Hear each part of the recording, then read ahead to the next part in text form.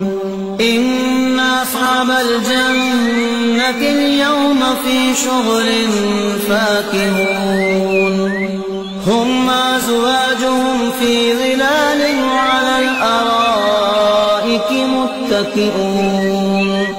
لهم فيها فاكهة ولهم ما يدعون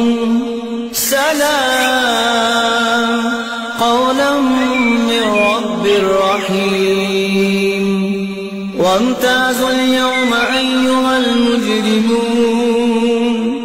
ألم أعهد إليكم يا بني آدم ألا تعبدوا الشيطان إنه لكم عدو مبين وأن اعبدوني هذا صراط مستقيم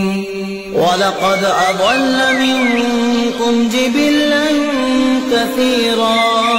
أفلم تكونوا تعقلون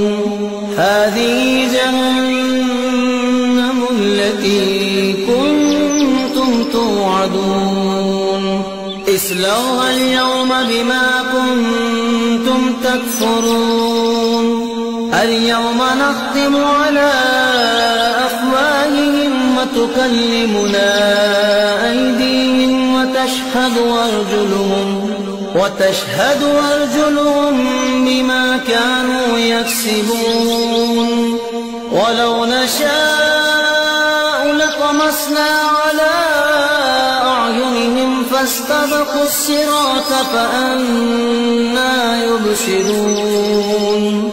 ولو نشاء